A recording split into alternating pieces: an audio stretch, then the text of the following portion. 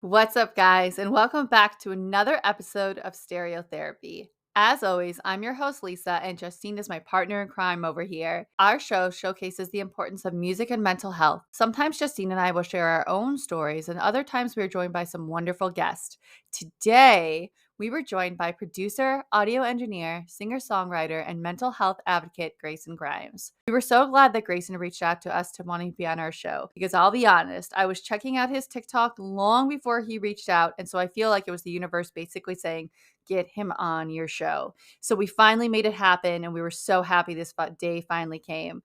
We talk a lot about Grayson's early days of falling in love with music, some mutual bands that we loved in our youth, his own story of addiction, and how he was able to overcome that and come out the other side. And now he inspires so many others that they can do the same. Such an important conversation. I think so many of us can take away so much from this conversation. And I know Justine and I did. I'll have the links in the podcast description below as well. You can check out Greyson Grimes and what we talk about. Remember to head over to our website and read the blog for this episode and all others at www.stereotherapypod.com. And remember to follow our show. It would really mean a lot to us. And I can't tell you how much that, again, it just means to us. So thank you so much. It's a little thing. You can follow it anywhere you are currently listening to this right now. All right. We took long enough. Here's our conversation with Greyson Grimes. That's awesome. But I know we are so appreciate you coming on too. And we don't want to take up too much time in your Sunday. Thank you so much for reaching out. Cause it was funny when you had reached out to me on TikTok. I was like, when I saw some of your stuff, I was like, oh, Justine, like I have to reach out and never got to. So when I saw your message, I was like, oh, this is Yeah. just perfect. It was like we were thinking the same thing. Yeah, well, I saw music and mental health. I was like, these are my people. So let's Yeah. rap. Yeah. Yeah. So Oh, I love that, and I do, and I mean, I guess, we'll just get into it a little bit too. So, for those who may be unfamiliar with you, Mhm. if you wanna give a little introduction to yourself for anyone listening that maybe, sees the name and they're like, "Oh, I don't know who that is." Yeah, so my name is Greyson Grimes. Singer-songwriter, producer, and mental health advocate out of Los Angeles, California. I'm kind of down south in Orange County, but yeah, I've dedicated my whole life to music, and then I went through the sways of life with addiction, and my mental health struggles for a long time, for the majority of my life. So, but I'm grateful and happy to be here. Um, I don't know how I made it Mhm. sometimes, but I'm really grateful. And two of the biggest things for me was taking direction from people that had gone down my path before to get some help, and music. Those things both helped me, and so I like to talk about that stuff. So, um, but yeah, so I'm 32 years old. I used to be kind of a washed up rock star because of my addiction, and now I'm harnessing and just being grateful and doing all the music I possibly can because I have the freedom to, and I'm not, in the the chains of addiction anymore. So I love to take opportunities like this, like to help people as much as I can, and talk about stuff that people have a hard time talking about. So that's the stuff that I'm passionate about. I have a 5-year-old daughter. Her name is Avery, and she's never seen me loaded ever. She's never seen Mhm. me at my worst. So I'm really grateful for that, and she's getting to see and getting to know me as the person I am today. But yeah, so I'm in a couple bands. I make music. I help other people make music. I produce records. But that's a little bit about me. Sorry, that was a little all over the place, but that's me.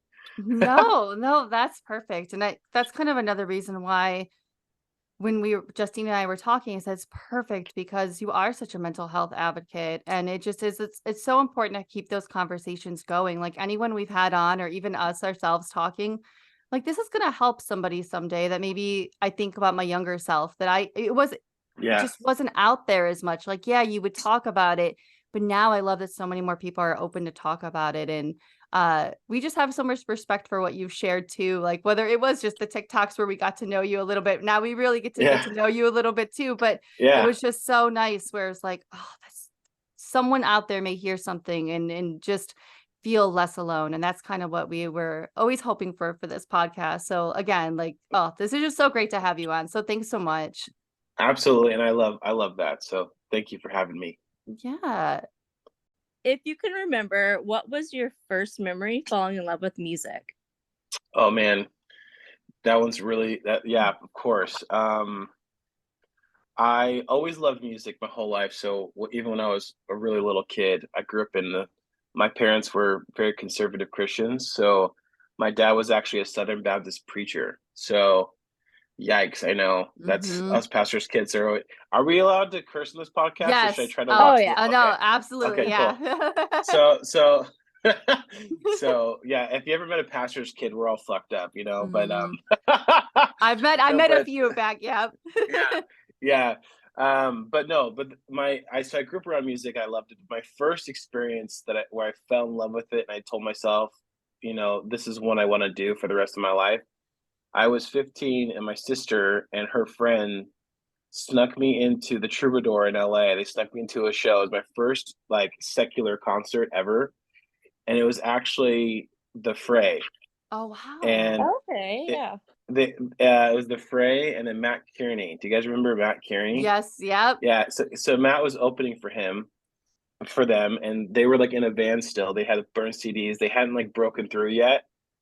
And it was like kind of all the people who had kind of stumbled upon them or found them, they were going to their show, and they snuck me into the show, and because I was, it's only 18 over, and I remember just being in the back of the room, and I just saw these guys.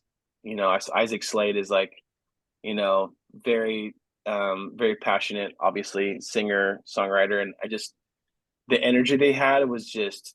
I think it was a mixture of like how much I didn't see or how much I didn't experience before that, and then getting to experience a very emotional and very in-depth music type of band. Like, you know, their first record that came from, some hardships and from some heartbreak. So that record that they were touring with at the time was, the How to Save a Life, and it was Hmm. fresh for them. So they were just like, and then they were fresh in their career too. So I saw that, and I mean, I was blown away. And I remember I left there thinking, I'm gonna do that. Whatever they just did, I want to create that for other people. And I listened to that CD at so many times that it didn't work. You guys ever do that to Oh. to a CD back in the day where you listen to it so many times it stopped working? Hmm. Yes. Yeah. Oh, yeah. Um, Most people don't get that, but that's people, I guess who are as old as I am or was around when I was around, but they just did such a killer job, and I was obsessed with them. So that was my first experience with music that just really just stole me away. So Oh, I love that. I fell in love with the Fray too. It was the How to Save a Life and just that era of the Fray. And I remember, although I was into like whether it was the post-hardcore or just what mhm. everyone calls Yeah, emo, like pop punk, yeah, it was just something different about the Fray. And I remember I saw them live, and it took me seeing them live to get it. Like I liked them, yeah, but once I saw them, I mean, that's how I fell in love with so many different bands or like just types of music. But the Fray, just as much as people wanted to peg them, oh, they're on Grey's Anatomy or they're just oh everywhere. yeah, Like I yeah, get that. They're so amazing. So, so good. And I just, oh, like I still like now I feel like I haven't listened to the Fray in forever. So now I feel yeah, like now I'm like, we're entering that season. I'm a seasonal music listener for sure. Like yeah. it's like this fall, whether it's post-hardcore or it's something like Death Cab for Cutie or, something Oh like the yeah, Fray. It's like I gotta listen to that. So it's like now hearing about the Fray again and talking about yeah, them, I'm like, oh, I gotta put them back on. I know it's gonna happen sometime this week for sure. totally. Yeah. But that's so awesome. I think that is like Justine and I talked about, like through seeing we met seeing Circus Survive. That's how Oh we yeah, met. And that's awesome. we met in line. And like from there, it's like where a show or any band can take you is just like Yeah. it's so awesome. And it's awesome to hear that from you too. You've had that experience. Yeah, my sister was a big, she loved music. She doesn't have a musical bone in her body, but she loves music. Yep, I was kind same. of always the more musical child, but Yeah. she handed me down, like she handed down all of the like records that put me on the course of the music I'm in today. Like I obviously fell in love with the Fray, but she handed me down like Brand New's record, Taking Back Sunday, like Damien, like all the emo stuff, Dashboard. I Hmm. mean, and it just I took all those and I was like, okay. And then I got into the harder, started listening to some more stuff, Yeah. scaring kids, and Circus Survive, Mm-hmm. Dance Gavin Dance. And so it's so funny how it just music has raised us. You know what I mean? And it for some Oh, reason, I feel like people who like the music that we like though are just we don't like we appreciate all music, but we're just like loyal to the heavy stuff and to the emotional, poetic stuff. You know what I mean? So oh, it's oh, pretty funny. 100%. Even just hearing That, brand new. I mean, Yeah. I have my that's brand a new, big one for both of us. the brand Yeah. new, Oh, you are the blood in my dude. veins. I Oh mean, gosh. I have a Don't brand even new get me tattoo started. as well. So like Oh, me too. Yeah. yeah. that's actually how I met my fiance. We met on Instagram because we both posted our brand new tattoos. Him Oh, in New nice. Jersey, me in Illinois, but it was like one of those things too, like loving the music brought me just so much and opened Oh, up yeah. like this gateway to like it just that's yeah, it's I could go Well, on about that. and that's the thing. Brand new also they brought like the alternative out of me, but also they brought a lot of the crossover stuff to like to emo hard even hardcore stuff because you know thrice as well like those bands that have had so many records, right? They just like they touch on so many different genres and like no one cares. And I love that because unfortunately in the music industry, like it's just that it's changed so much, and those bands who have a household name have been able to have that freedom to like just pursue the music they want to make and what they Yeah. want to write, and they don't really care what the label's making them do. And that's what's also influencing this generation right now. So like that's why we have When We Were Young, right? That's why we have Oh, like the Ohio's for Lovers, we just went to the California's for Lovers festival, my mm-hmm. lady and I, and it was incredible. Like Red Jumpsuit Apparatus came out for Oh opener man. band for the festival, right? They Yeah. were the loudest. They were the loudest band of the day, and Oh, they killed it. But the best part was Emery. Do you guys know Emery? oh, I Yeah. Oh, loved okay, me Yeah. Emery. too. My I got to do some shows with them a few years ago with my old band, and they played this festival. I kid you not. Listen, they were the best band the whole day. Really? Oh, that's so Like amazing to hear. Like, because I love they them. Yeah, I know. They don't obviously have as many like bangers, maybe you could say, as let's say Hawthorne Heights or even Norma Jean or something like that, like Hmm. songs that were had a lot of streams. But they're the oldest ones there to that day. They had all the bands had tracks, so all the bands were playing with tracks. So like Right. the bass drops and the keys, two guitars. Emery showed up, no in ears. They had no in ears. They were using only wedges, four wedges. They had no tracks. They just one guitar, one bass, drummer, and singer, and that was it. And they killed it. It was awesome. And my girlfriend doesn't know them. She's a little younger than me, and so I think she missed Hmm. the Emery a little bit, which is a bummer. But they were amazing, and Oh, I love that they keep the genre alive. So yeah. Oh, and even just hearing you yeah, talk about Thrice, like I love Thrice so much. And yeah, I like, and it's interesting listening to some of your music. I'm like, I could hear a little bit of Dustin Kensrue in there in the vocal yeah, where like his solo stuff. I'm like, wait, I'm like, am I listening to Greyson or am I listening to Dustin Kensrue? Like, I really was yeah, like, who does this sound like? And definitely, I hear Dustin in your voice for sure. yeah.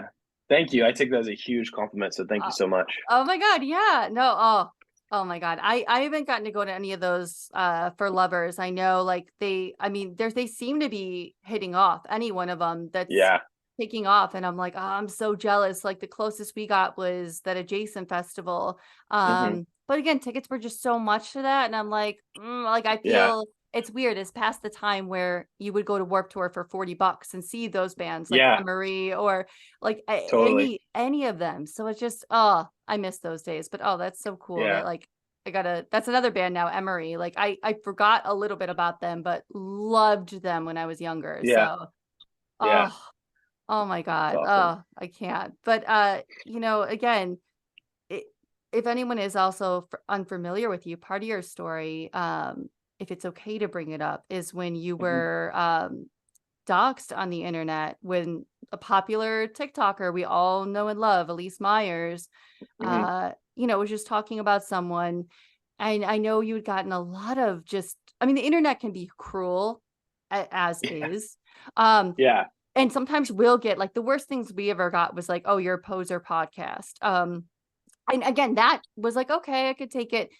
But I can't imagine being in your position and having that happen and someone that large on TikTok saying, hey, this is who this is about. How did you kind of handle all of that with your mental health? And I mean, again, like me, if someone were to say, oh, I don't like your hair, maybe I'd be like, Yeah. oh, great, they're being mean. But Yeah. I can't imagine what going through that was like. So with a history like mine and what many of us probably can relate to is, Mhm. even though I'm like walking in light and I have a lot of solution in my life and I don't have the same I guess daily shortcomings you could say as I used to, which was like um a lot of low self-esteem, a lot of insecurities, a lot of, less purpose in my life. Um those those are just a couple of like the elements that at one point, the reason why I made the video I made was because I was relating to a younger version of myself going through this and how differently I would have handled it, you know? And I felt, and here's the thing too, I met Elise, how long ago is that now? She was 18 and I was 20. So about 12 years ago, I met Elise and she, um, I always have to kind of feel, I don't want to, because I want to be really clear about what I say about it is like, I don't have anything bad to say about Elise, um, I never want there to be a negative light towards her. Um, just because someone gets hurt doesn't mean the opposite side has to have a negative light. Mhm. Because I myself have had the best intentions, but I was just distracted with the possible negative outcomes for other people, right? Like I was either distracted or I just wasn't really thinking through because there's so much stuff going on. So I definitely, Elise is one of the most incredible people I've ever had in my life. And through the situation, even though there's a lot of, I guess people could say unfair things or that's just kind of how life goes. The reason why how I handled the situation, I want to believe I did the best I could. Um, and it was kind of to the point where I made the video for me, but I also made the video for my younger self and the people who might also be experiencing what I was experiencing, even in my solution and even on my best day. Because the thing is, Elise and I were really close for over a decade, and we were actually really close even up until a couple of years ago. And I don't know what happened. I still don't know what happened. I don't know, I've before there was one video came out and then another, and then now there's like 12 or more out there. Wow. And she never said my name. Mhm. She never said my name. It was the people who follow her who like made it their mission to find me, right? So my family, like some like people were DMing people that I know and care about and trying to find out information.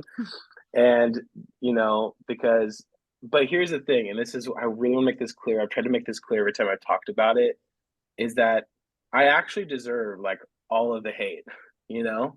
Like getting right the difference between like kind of like grace and mercy, right? Like I kind of deserve all the hate. It's just that when people went to that length to find me and went to that length to out me as the person, it was to the point where, you know, like someone called this old pastor from this church and then got my name and then they tagged me and then once they tagged me, people weren't actually commenting. I was just getting a lot of personal messages Mhm. and like people like and the threats and stuff like that didn't bother me. Like that part didn't bother me. What bothered me the most was the fact that um uh if I was in any other place than I was that time, this would have been really hard for me.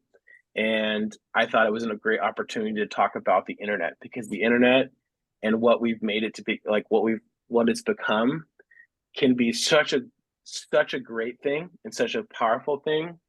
Um, and it could also be such a terrible thing. And so I wanted to take the opportunity to try to turn this negative fog that's kind of being forced into my space that I don't want, I don't desire. So I tried to change it into kind of a positive thing. And what's crazy is I that video I posted, I spent so long trying to, in very there's not a single word I didn't use on purpose to be so specific and be like, try to be so clear to people. And still people, that's the thing about the internet, and still people took it out of context, and people were like, because everyone wanted me to say sorry. And here's the thing, like, how messed up is that? If I were to say, I I at one point destroyed your life. I'm sorry. That means nothing. Sorry means nothing. What can I actually do to help? Like, I can't fix anything, but if I can offer myself to be like, hey, this is what I did. I was so selfish. I was so self-centered, and I wronged you deeply. Is there anything I can physically do, spiritually do, anything I could do to make this right with you? Right? That means something. That means that they're giving me the opportunity to make an amends. That's what an amends is. Saying sorry is so cheap in a situation like that. Like, if I spill coffee, in my friend's car, I'm so sorry. That's a quality sorry, I think. Or if I, but so I was trying to make it clear in that video that I already done that. I did that, and we had a really great friendship, even after that. So that was the part that I think people um, didn't understand, and I hope I'm not saying too much. I've been really trying to like limit how much I share, because I don't want to. I want the message to really be about. I don't want to bring her into it, or I don't want to make anything more stressful for her, or saying, because here's the Right. thing. I think with personal information as an influencer, even though there's nothing bad, or maybe that the situation might not be what everyone thinks it is, but it could still cause a lot of stress. And I know she's pregnant right now, and I just, Mm. but I just want to be clear. Me and her we're very good. And to be honest with you, where it's at now, I have no idea. I think she just became really successful, and doesn't keep the same relationships she used to. But we were really good friends even after all that stuff happened for years. And I couldn't be more happy for her and her family and Jonas. Like, and I still shoot her a text and wish her, like, her and her family, like, Merry Christmas and hope, birthday stuff. So I think the internet made it seem to be like this thing happened a decade ago, and nothing ever happened since. And um, for a while we had a great friendship, and I think it's just gotten really busy for her and stuff like that. So I don't know if that makes sense, but um, the only last thing I want to say about that particular situation is that video I made. I think the best part about it was I was thinking maybe somebody out there will be able to um, see that it's possible that you don't have to live like a piece of shit anymore. And the thing is, it's true. Like, I told her, left her at the airport. Um, I did, and I stood her up a lot of times when she needed me. Um, and I couldn't stop using. I couldn't stop. And it's definitely not an excuse. Like I said in there, that's why I say I deserve all of it. Um, Getting loaded is not an excuse to be a piece of shit. Um, and but the best part about, or the main message I want to say is, like, hey, if that is you, or if this has been you, you don't have to live like that the rest of your life. You're not, just because you're how no I don't care how gnarly your situation is. There's hope for your situation if you got breath in your lungs. You just have to really, the hardest part is stepping into it, and you got to take some direction. And the best thing about that video was I got probably, like, realistically, probably 14 people into treatment, or helped them get into treatment at some, like, free programs I know about.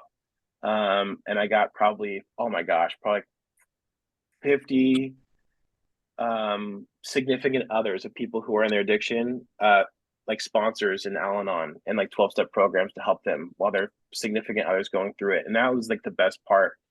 Um, and that I didn't talk about the last podcast because it was still happening a lot. And it was just like, I wish people can live through a life like this, where you could turn something that's so kind of negative, or, the doxing or whatever, and turn it into, like, hey, um, there, while we're in this hustle and bustle, while we're wrestling about the situation, all this energy could be used to help somebody else.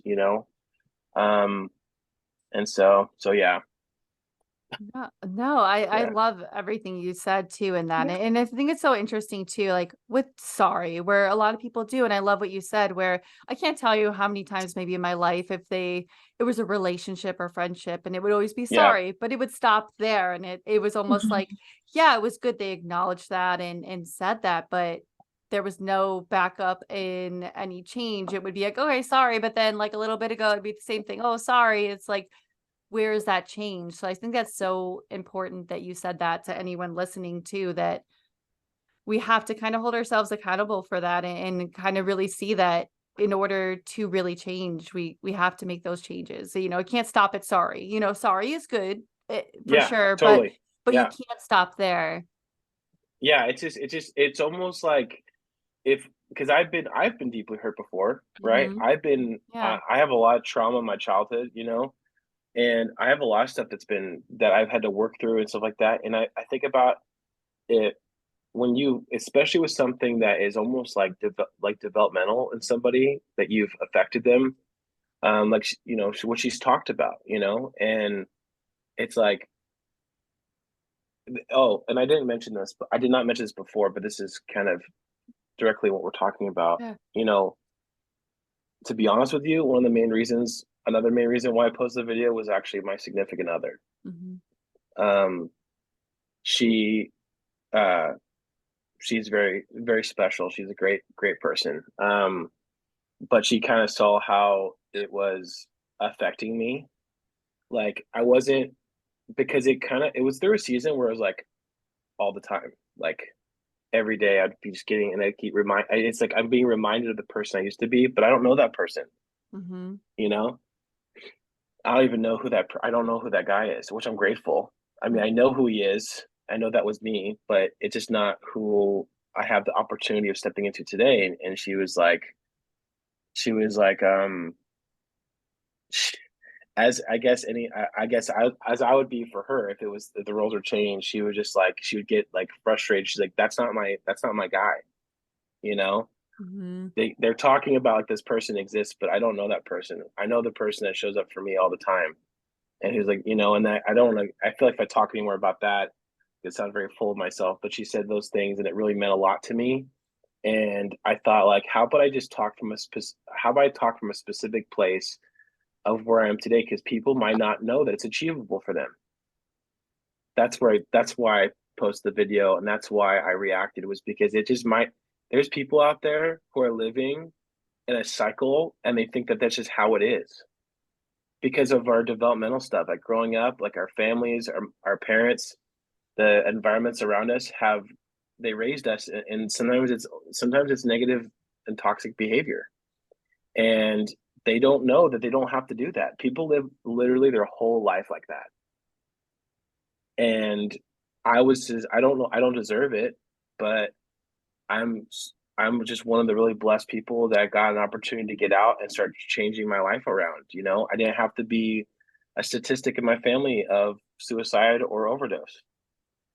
You know, Hmm. like half my family wiped out from suicide and overdose, and I was on that track. Sister, she's not an addict like me. I'm a total addict. Hmm. Like 5150 dozen times all the above. And so people don't. I don't. I that's why I post the video, which just to show people like, hey, you might be living like this. If you have this, 100-mile road behind you of just chaos and destruction, like you don't have to live like that forever. You just don't. So yeah, And that's why it's so important. And I think even just hearing you just speak on that now, I'm like, when this is out, somebody's going to hear that too, because I think that's so important to know that, whether it's mental health or addiction or just a rough time, like there is always that light at the end of the tunnel. And yeah. as cheesy as that sounds, you can get out of it. And you're proof of that. And I think you're just such an inspiration for a lot of people, I'm sure. And Thank you. it's just Thank you. incredible. No, I mean, even just a little thing like putting out a video, you may think like, oh, maybe this won't hit, but it does. And you're proof of that you never know. So that's, uh, so much said. That's Yeah. so good. So good to hear. Like, I know someone out there is going to hear that. And that's so, so great. As someone that has struggled with addiction and you've been open about it, which is inspiring, what do you think is a common misconception about addiction as a whole? Oh man, whew. That's a great question, man. You guys got good questions. Um, so a common misconception about addiction, I would say, you said the most, or just like one of them, like the top, in my opinion. I mean, Yeah. yeah, Okay. There's so many, I feel like, but there's one it's in okay. particular. Anyone could be addicted to something, right? Yeah. So the Yeah. common misconception about addicts is that they think that addicts are addicted to drugs, and addicts and alcoholics like myself, in my experience, and from the knowledge that's been given to me and the stuff I've researched in depth in the school I went to and everything for that, is that, you know, if any person on the planet could start drinking a pint of vodka a day and excessively drink for, let's say, 90 days every day, and you take the alcohol away, they're going to go through withdrawal symptoms, but that doesn't make them an alcoholic, right? Because people go through breakups, people go through trauma, people go through things and become dependent upon something. It's very easy for us humans to become dependent upon something, right? I mean, half of the world's dependent upon sugar and caffeine, like I Yep. am, you Yep. know, Yeah, same here. and then Yep. right. But then there's also dependencies that, like, like there's a huge opioid pandemic we're in right now, and that's a lot of it has to do with prescription meds. Some of it has to do with how easy it is to get on the street, and some people are just escaping to it for a while and they get hooked on it. But for a true, like for an alcoholic and an addict, in the sense of, um, it has less and less to do with actual substance and more to do with this inability to. It's called, like, what we call it is a spiritual malady. It's a spiritual sickness, right? And that's what I have, which means that I can turn anything into heroin. I could turn anything into alcohol. It could be relationships, it could be money, it could be, and a lot of us can. But for me, I have this sickness that tells me I'm not sick, right? So someone comes to me and says, "Hey, the way that you drink is you're gonna die," and all I could hear about is like, no, they just don't understand. They don't get it, and they're telling me to my face. They're saying, "Hey, here's the facts. You keep using like this, you're gonna die." And all I can think about is, no, all I have to do is this, or no, it's like the best way I can describe it is there's A, B, and C and D options, right? A, B, C, D. And um, let's say that C is the solution, right? Solution C is like, this will save your life. Do this work, do these steps, and that will save your life. And I'm like, I think A is the one that I want to go to. And I hit A, and then my life goes to shit. And I'm getting deported from Australia to go to treatment, right? That's real. Um, Wow. and then they're like, no, listen, seriously, Grayson, like, we love you, we care about you, we want to see you have a new life. C is the solution. Just click C, and everything in your life will improve. Slowly but surely, your life will get better. I'm like, totally, dude. I'm going B, and I hit B, and my life goes to shit again, right?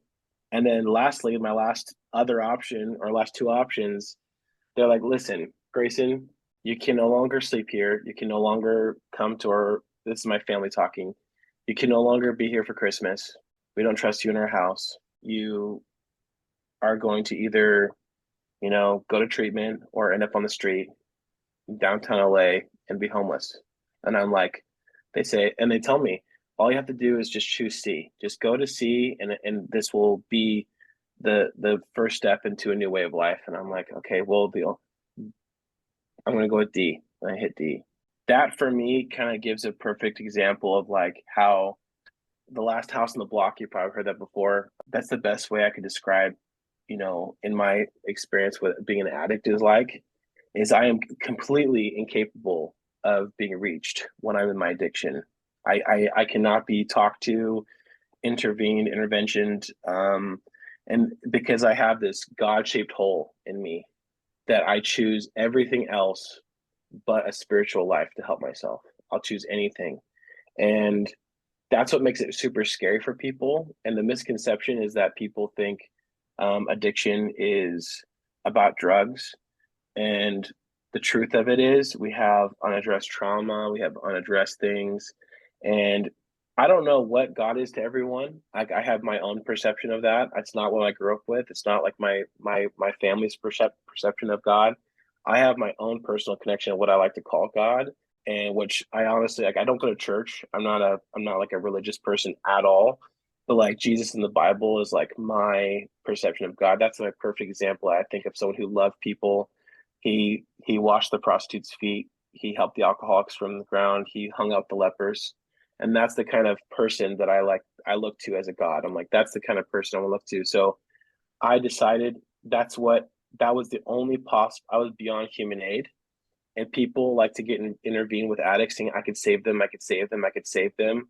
And unfortunately, in my experience and my perception, is like it comes down to like that person getting to a place where they actually want help and they're willing to go through any lengths to get it, and they take direction from people who've done it. And that's and so the perception of like for addicts, I think anyone could become dependent upon something, but to me, it wasn't about. It's 1% about drugs and alcohol, and 99% of it's actually about like a spiritual life and being of service to other people.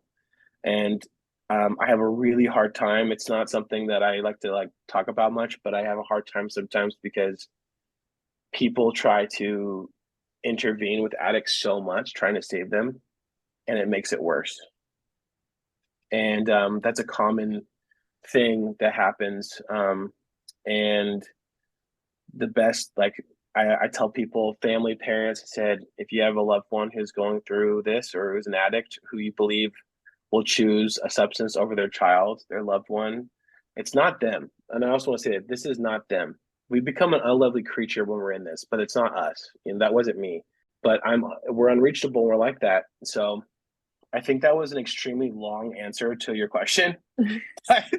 but It's I okay. think the sum in one sentence is I believe that addiction is misunderstood sometimes as being able to be dependent upon a substance because of regular use, and then what actual alcoholism is, because those are not the same thing. Being dependent upon something and the spiritual sickness is a different thing.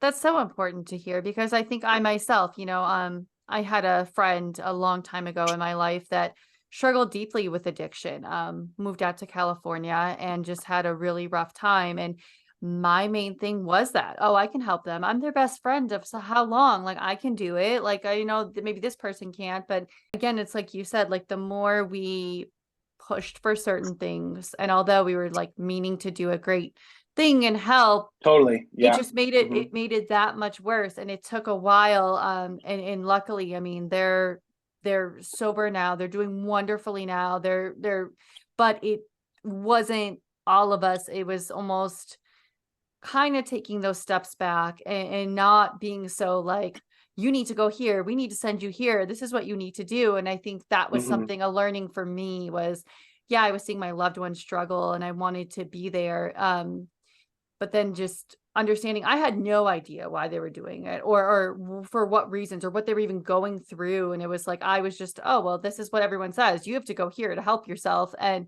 learning Hmm. that the hard way was like, "Okay, like, you're doing too much. You gotta Oh man, relax." it is baffling to me. It's so baffling to me. Not so much of that, like how many people I direct to Al-Anon, Mhm. because Al-Anon is a program based to help people who have significant others who are addicts. It's just as baffling to me. This is crazy. This is like straight up from the streets of like recovery. Okay, Mhm. it is baffling to me how many people will not do the work who want to help somebody get Mhm. clean. It's almost equal to as many people who are addicts who need to get clean who won't do the work in the steps. It's almost the same. I can't tell you how many, because I've been a counselor for a while. I can't tell you how many people who've been brought to me to try to help them, and they have a reservation against going to meetings. That's the part I talked about when I said I have a sickness that tells me I'm not sick. Mhm. Right? It convinces me that every other one of my ideas is better, but like the son or daughter won't go to a meeting, and the parents who I'm trying to help, and I say, hey, the thing that's going to help them the most is you going to Al-Anon, getting a sponsor, and working the steps so that you don't enable them and you don't be codependent with them, and you stop killing them slowly, because that's the truth. And that's just statistically like the truth of, that's not even like out of a book. That's just out of what I've seen and witnessed in my own eyes. People who go to Al-Anon and work the steps with the sponsor there are so much more helpful to their qualifier in Al-Anon. They're so much more helpful for them because they cut them off, they stop enabling them, and they tell them the truth is, listen, you're going to die if you keep doing what you're doing. And I don't want that. I don't want that for you. So what I'm going to do is I'm going to create space with you and be here as a turn signal for you when you're ready. I'll be here when you want the help and you're willing to do the work. But I'm actually going to create space with you because I don't want to be this close to you while you're being so destructive. Because how are us addicts able to see? How are we literally able to see our situation for what it really is? Remember, the sickness that tells us it's not sick. When I look in the mirror, if I see my mom, my dad, my sister, everyone trying to rescue me, how am I going to actually see how bad my situation is? You're taking away all of my misery that I need to experience. You're taking away all of the you're putting all these distractions in there for seeing me. Listen, I am I am not a good person. I am literally I'm gross. I am I'm literally destroying myself from the inside out, and everyone keeps, and I can't tell you how many times it's almost as equal for people who are trying to help addicts who are their loved ones, because I know the intentions are good. And my mom was the same way. She was like that for a long time. She was trying to save me, trying to rescue me, but when she went to Al-Anon, she saved my life, guys. My parents saved my life because they went to Al-Anon and they stopped trying to save me and they just let me get to my worst. And when I was at my worst, they said, okay, either you can go to treatment or you can be homeless. And if they would have said, well, you can crash on my couch for a couple of days and we'll figure it out, I would have taken that and ran with it. I would have robbed them, stole their car, pawned their jewelry, and then it might have killed. I mean, that one might have been my last one. You know what I'm saying? Mm-hmm. So it's really baffling when we're trying to help people. It's crazy to me. And so, yeah, yeah. So, I mean, this kind of goes, I mean, oh, there's so much respect for your parents for saving your life because again, a friend of mine, it did kind of take that where their parents had to kind of be like, okay, instead of, and that really took my friend to hit that quote unquote rock bottom, the worst of the worst to finally get to where he's at. And where I guess if our loved ones, are observing us and whether we're the ones suffering or just someone we know, what can we do? I mean, to kind of like if you're watching someone go through that, what are sort of the steps, maybe if they first experience something going on or they think Hmm. something is, what can they Yeah. do to be the best support they can be? So if it's a significant person in someone's life, it doesn't have to be family. It doesn't, because we have people in our lives who are not blood family, but they're our Right. family, right? Yeah. Best friends. Maybe it's an ex. Maybe it's somebody that you still really care about as a person. The best possible, the best possible way for us to give solution or help them is learn how to love them properly. Mhm. The thing is, I think that's where it kind of comes back to with how am I loving someone, and it comes a lot of in my experience, a lot of what that word really means is service, right? Because there's going to be days where I don't feel like loving somebody, but I'm going to choose them, right? Because I Mhm. love them, I'm going to choose them. And same thing with helping an addict. If there's somebody who's currently in their addiction, it's important for us to understand that they have none of our personal interests and none of our personal feelings or personal, they have nothing of that in mind, and it won't be. And that doesn't mean that that person, that goodness that we know in that person is not there anymore. It is. But when they're in the grips of their addiction, the best thing anyone could do who wants to support them is go to an Al-Anon meeting. Because everyone thinks, not everyone, that's a really, I hate saying, I'm sorry I said everyone, not everyone. And there's a large amount of people, just like anything else, they don't do it because they don't understand it, or they have, kind of prejudices with it. They have like these, they're like, oh, it's a cult or whatever. It's really not. It's a completely self-sustaining program, just like AA or NA. And it's literally designed by alcoholics and by people who loved alcoholics to. And so I would always say to people, showing up's not enough. It's good that you show up, but show up and get a sponsor. Like, Mhm. if someone were to come tell you, right, just like I said, the A, B, C, D option, if someone were to come tell you, say, for someone who's a normie, and they're like, hey, I lived through all this stuff. I have a son who passed away of an overdose, or I have a son that's sober, whatever they might say. I have this experience. I've gone through this, what you're going through right now. You should click C. What would you choose? You'd probably pick C, Right. Yeah. Yeah. right? Right. Right. Yeah. So if they said that, so on the other polar opposite from the addict, that's why I recommend Al-Anon, because all these people have gone. You'll never go into a meeting of like AANA or Al-Anon where people in that room haven't gone through something just as bad or harder than you have. And they're all there doing the same exact thing. They're all there to take care of themselves first so they can take care of the other person. How useful am I going to be if I go to hotel rooms at 3 o'clock in the morning in the total ghetto trying to rescue my child, because they're doing things in there and they're whatever, killing themselves slowly or, fast, whatever. And I'm putting myself now at risk trying to help them. And I'm actually harming the situation more than helping. So that's why I tell anyone who has a significant other to go on Google, look up your local Al-Anon meetings, find meetings, and then go find out for yourself. And if you do the work, the statistics are wild. It's wild. If you look at the numbers in 12-step programs, the people who do the work, people who complete the work and continuously doing it, have long-term success. And the people that don't have very, very, very, very short-term success, And Mhm. so that's why I tell anyone, because it's a support group too. It's people to support you, because if you call your other friends or whatever who, it's just, you got to find like-minded people who are trying to achieve the same thing, Mhm. So.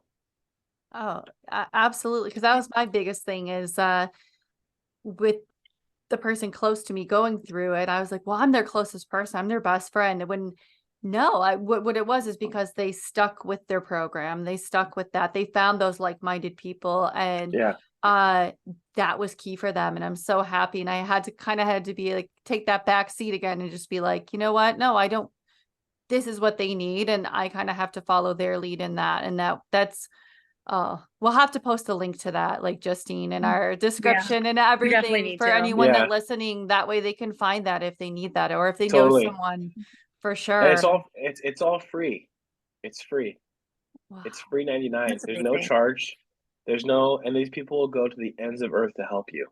Not in the way that you think. Not like, are you gonna go with me to get my husband or my wife? No, they're not gonna go with.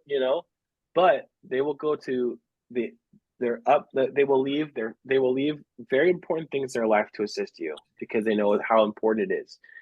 And I just want to put a disclaimer real quick. I Mhm. don't believe that AA is the only way. I want to make that very clear. I Mhm. think people do find recovery in other things, but if they're like me, which is like the hopeless variety, right? Like I don't stop until it's my last. Like I don't it's shown to me generation of my family, and I still did it anyways. And I want to be really clear. I've known people who were addicted to things, and that's why I talked about the difference between becoming dependent upon something and being an alcoholic or an addict. I've known people who have gone to treatment, gone to AA, got a new life, and they start doing meditation or yoga, or they go to church or things like that, and that's worked for them. But that's the only thing that's really dangerous for me. I feel like I don't because for an addict to hear that, we think, oh well, then I'll just go do that. That will work. Well, that's why it's important to find out like what's really going on and like really do a good dive. So I always recommend to do 12 steps first for anyone who's struggling with dependency because the 12 steps look like this mountain of work and it's really not. It's a really internal journey. It's like internal and then it's outward. But I always encourage people. I don't personally think the A is the only way, but if you're like me, the hopeless addict, the hopeless alcoholic of that variety, it's really always important just to start because what's it going to hurt? It's not going to hurt anyone. Doing this has never hurt anyone. With not doing them has always ended up hurting people without that in their life who don't choose that or choose that route. So Just a little disclaimer there, okay? You know, Yeah. yeah, Oh, no, that's yeah, no, all this is so great. Yeah. Oh, it is. And I'm learning a lot too as I go, so I Yeah. appreciate everything you're saying too and being open about too. So that's, yeah. good. Being doxxed, struggling with addiction, how Hmm. did you aid your mental health in those dark moments? And how important is mental health awareness to you? Bare necessities. That's what I'll start with. The bare necessities, like the Jungle Book. Oh, I love the Jungle Book. I love that. I I Yeah. know, great soundtrack, great Yes, soundtrack, great yes. music. Yeah. So I've learned in my recovery that there's certain things I have to do no matter what that are super, super important for anything, not just being doxxed on the internet. I mean, talking about I can't tell me how many close friends I've lost in the time of being even in my recovery. I lost more people to overdoses and suicides in my recovery than I ever did before. Um, so it's important to have the bare necessities down just for life because I have to live life on life's terms, you know?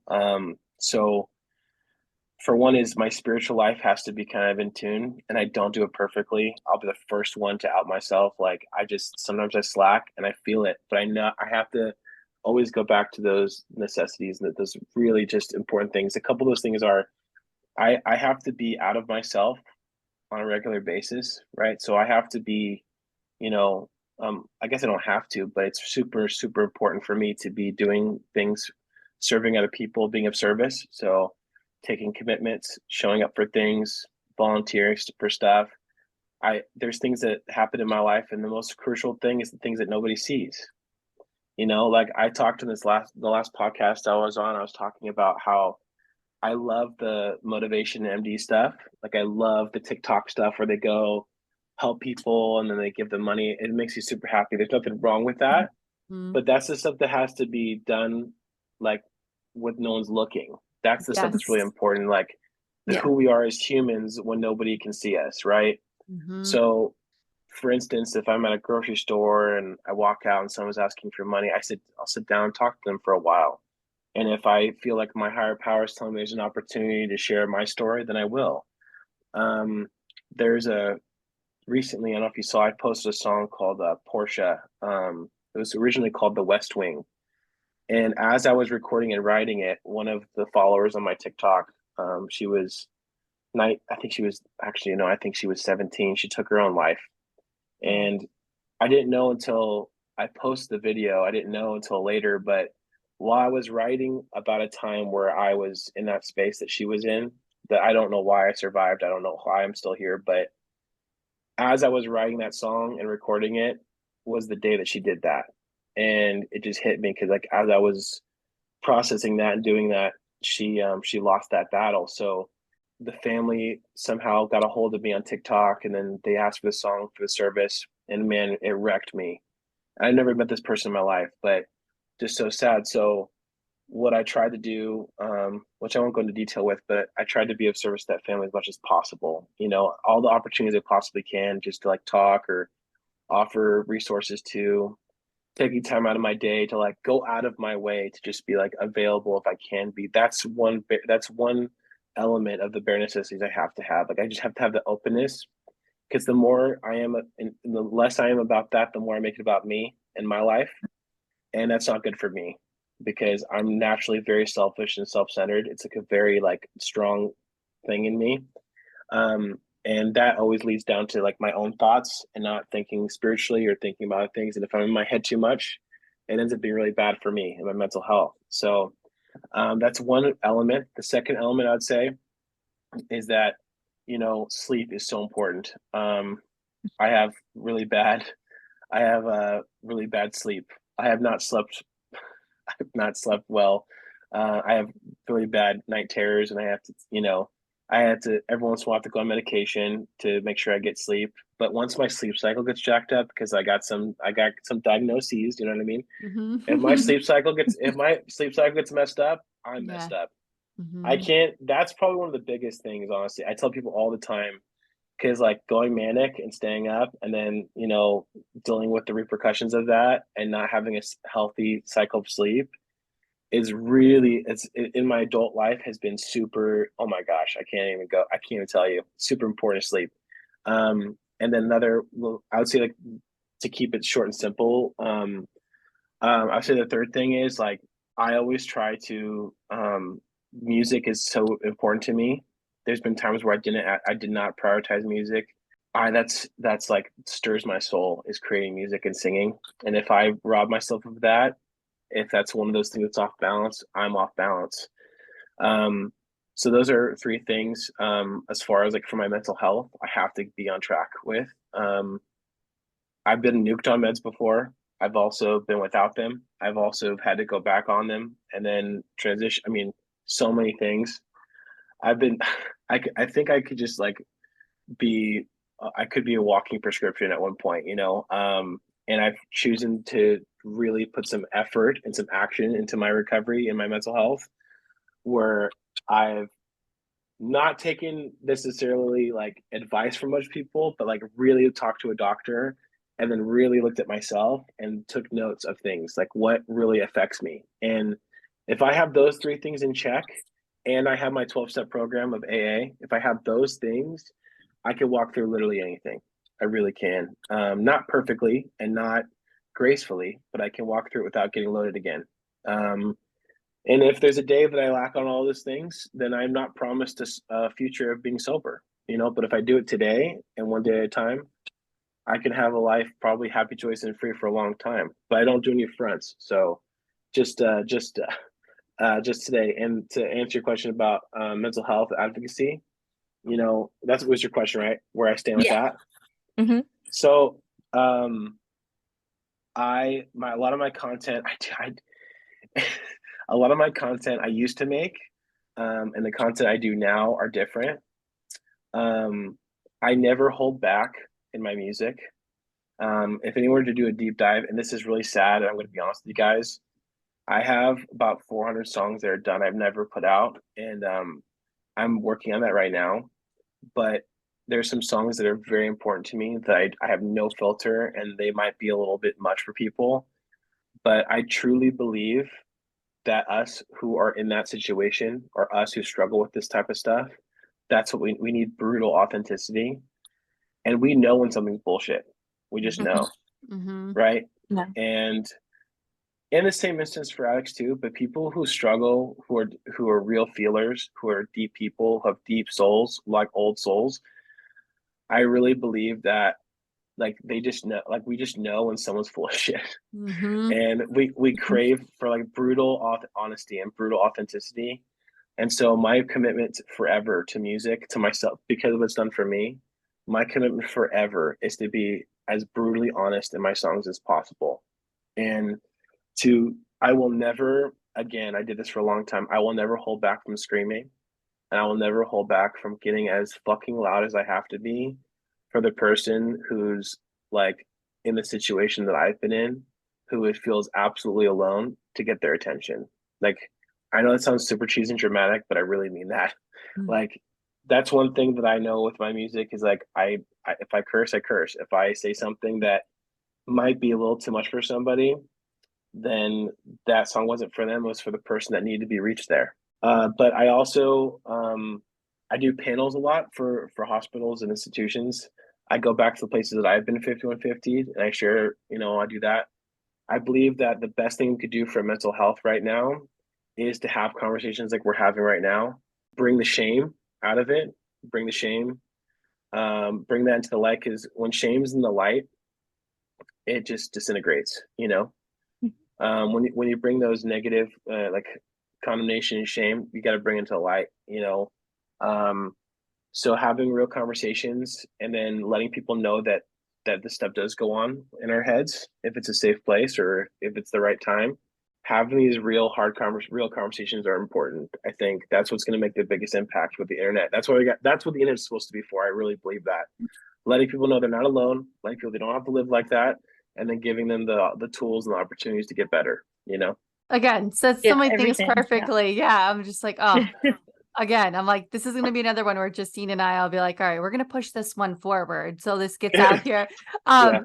And I mean, just talking about your music too. I mean, we've talked about, your incredible voice that sounds like Dustin Kensrue of Thrice, and anyone listening to it, Thanks. to like go into that. But you have some new music coming out on October Yeah. 13th, I saw. hmm And then you also have Idol's Ruin, which I saw. Yeah. And Yeah. I was like, oh my God, this is, I mean, in different ways. But what are you looking forward to that new release? And then with Idol's Ruin, because that's like Yeah. this is my jam. This is my jam right here. I'm totally Okay, into this cool. and ready. Nice. Oh, that makes me so happy. So I'm most excited about just getting some music out. So I have been kind of I've been kind of what's the word? I don't not boycotted. I've been kind of held at bay for like 5 years with music. So I haven't been able to like just do what I want, and now I can. So I took down about 8 albums I had out with other projects because nothing was happening. I wasn't pushing it, wasn't talking on social Mhm. media, and I quit my band I was in for 5 years, um, about 2 months ago or something like that. I wasn't trying to quit. I was trying to take a break, but they wouldn't let me have a break. So I was like, if you're not gonna give me a break, then I'm out. So I left.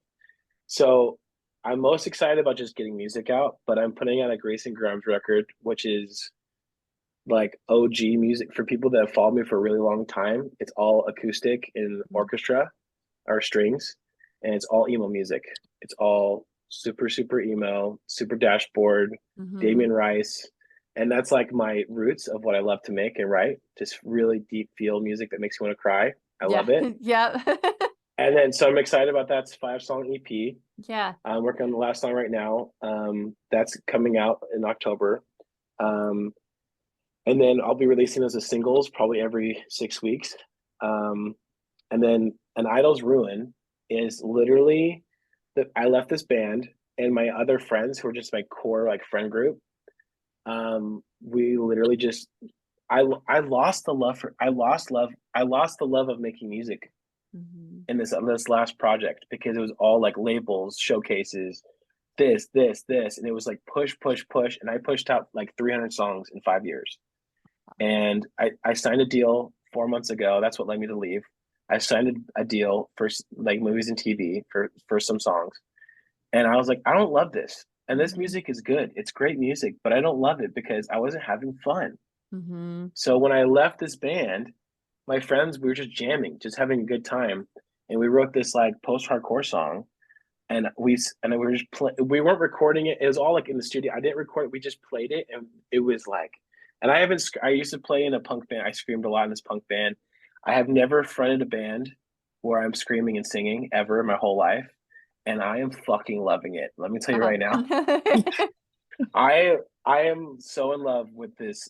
I've loved this music forever in my Mhm. car, concerts. I'm like my girlfriend and I are in the pit, Touche Amore. Oh, We touche. are, I love touche. Yeah. yeah, Yeah. we talked to Jeremy Boehm Oh, at the Californians for Lovers. They my girlfriend and him have matching tattoos. It's not a big deal. It's crazy. oh my But God. Oh yeah. my God. That's So crazy. That is I crazy. know I know. So we love it, and like I love this music, but I've never had the confidence. I've never had the support to just do it. Mhm. We've made a record. It's done, and it's literally just like me vomiting out music that has been stirred in me, but I've never done it. I've always just been like kind of pigeonholed in alternative and sad music, which I love. But I've been someone tried forcing me to do kind of like this genre, or like I got pushed by everyone to make like Coldplay music, which I love. I love it, Mhm.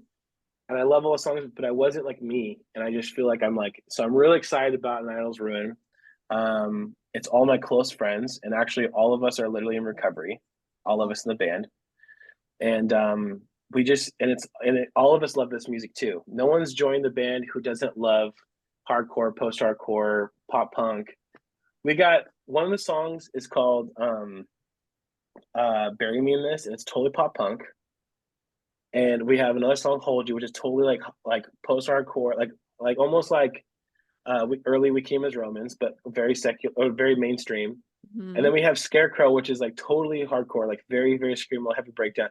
It's like all of this plethora of music that we just love. So we're not we have no expectations. We plan on touring, but we don't have expectations of like signing a deal or selling a million records. We just want to have fun and play the music that we love. and it's been very, very good for my mental health, guys. I'll tell you that much. That's been very good for me. So Oh, yeah, oh, for sure. Because yeah, I've said it before, even to Justine or in other episodes where, I find where people say sometimes the calming music helps you calm. No, if I put in my car or wherever and I'm listening to that totally. every time I die or whatever, I want to put that in. Oh my I God, I love every time I I'm at my best. I'm at my best and most calmest where people would maybe listen to that. And my fiance is just like, that's not for him. But I'm like, you don't understand. Like I grew up, it was Yeah, all my friends in the basements. And that's what I've always gravitated towards, like the Thursday, Every Time I yeah, Die. Any of those bands I just loved. And that's what I always felt the calmest at any moment in my life. I'm like, again, I love the slower stuff. I'll listen to anything. But yeah, I can only imagine being able to sing that and have that release in there and doing those screams where like I find those screams comforting. I can't do them. There's no way I would ever be yeah. able to do that. I don't even want to You try. can. You can totally do it. I'll have to email you a link to a vocal coach I know. He Well, has videos. He'll teach you how to vocal fry oh scream. my God. Oh my God. There you Can go. we imagine that? Yeah. That would be like, if I could get that, I'd be like, all right, I got this. Oh Yeah. my God. Yeah. Oh, yeah. Cause, no, I'm like excited about that. Cause when I was looking into some of your music and getting a feel, and I was like, I mean, I love, your Greyson Grimes, like that slower, that where I know that's my style too. But when I heard that Idol's Ruin, I was like, oh, this is gonna be so cool to hear this too and these different sides of you. Yeah. And it's definitely looking forward to that for sure. Yeah. Awesome. Well, I really appreciate you like looking into it because we're really excited about it. So thank you. And I know if you ever make it out to New Jersey too, or I'm out on your way, we'll Yeah. have to show for that because that's Yeah. so cool. And I mean, too, are there any? I know you've named a couple, but are there any other artists that have made an impact to you in your life? Yeah. There's a band called Gang of Youths. Have you heard of that band? No. They're from Sydney, Australia, and the lead singer saved my life in 2015. I was the last year of my using, and I was going to take my life, and he he called me, and he talked like literally talked me off the ledge. Yeah. His name's David Lupepe, and his music is something that it will reach anyone. He's Check out Gang of Youths. They're not super super popular in the U.S. They've gotten a lot popular, but they're actually a pretty big band now. They've gotten a couple ARI awards, which are like kind of Australian Grammys, but they're really incredible. There's an album called Go Farther in Lightness, and if anybody wants to listen to something that helps with mental health, the album is called Go Farther in Lightness by Gang of Youths, and they're incredible. That's a band that made a big impact on me and his music, and he was a good friend of mine for a long time. He did get big and famous, and we've talked a few times. I've been to every show he has in LA, but that's a great band that had a lot of influence on me. Yeah, Yeah, I just wrote that down in my little app. I'm like, I gotta write this down. I'll listen yeah, to it back when I'm editing anything out, like anything and yeah, getting it together. But I'm like, I'm gonna forget this, so I need to look this into this because I just love hearing good people are in music too. Because yeah, I mean, we've talked about it again, but we'll do it again, I guess. Anthony Green is huge for us, and he is someone totally. that um Yes. just meeting him and he months ago when we had posted about our podcast and we've met him in passing and formed that relationship, and just having him share the podcast and knowing that we're listening to good people that want to support and be there, much like you were just talking about. I mean, we weren't on that level, but at the same time it's like it's wonderful to know the people you're listening to care about Yeah. the people, and oh, that's just so wonderful. It makes me want to check that out now. I'm seriously like, I gotta Yeah. look into that because I've not heard at all, that's always like a rare thing usually because I'll like look Yeah. at any music, but I'm gonna have to take a listen. They're awesome. Yeah. They're awesome. Oh, for sure. And I mean, we don't want to take up too much of your time, but you literally, this has been so great and appreciate you taking time on your Sunday to talk to us and just being Oh, so yeah. open in everything and in your story. And I think it will really help someone. And if people want to find you, is there Hmm. anywhere specific they can go to find you and check you out? Yeah. So they can just Google my name. I'm so grateful my mom gave me kind of a unique name. But Hmm. if you just type in Greyson Grimes on Google, all of my stuff will come up. Instagram, Facebook, my website. My Perfect. website's always changing, but my socials are always the same. Just Greyson and then Grimes, Grimes. And if you type it on Spotify or Apple Music, you'll see bands I've been a part of, bands I've produced for, stuff like that, and then my music that's coming out. So, and there's not a whole lot. Any music I have right out now, I've removed everything except for like stuff from like 6, 7 years ago. So I'm really looking forward to putting out current music where people can experience, the stuff that's fresh. So yeah, a lot of stuff coming Oh, out. yeah, I know. Awesome. That's what it sounded like. Yeah, So it's exciting, and like that's perfect. Like I said, like I'm that seasonal listener. I'm like that fall. I'm like, you know what? I'm ready for it. So yeah. I can't wait to see. And again, thank you so much for coming on with us. This has been so great. Thank you for And having me. yeah, absolutely. Thanks for reaching out, because that was like that little universe thing, I think, working, where it's like you Yeah, want to ask them to come on and then here they are. So yeah. oh, all right. And that was our conversation with Greyson Grimes. Again, remember all links that we've talked about in this episode are in the description below, wherever you were listening to this, and on our website. Again, if you skipped it because you're like, oh, I've heard this a million times, I'm not new at this. Our website is www.stereotherapypod.com. Again, we just walked away learning so much, and we just have so much respect for Greyson as a whole after meeting him officially via Zoom. But hey, we met him. And all right, guys, we will see you guys next Tuesday. Bye, guys.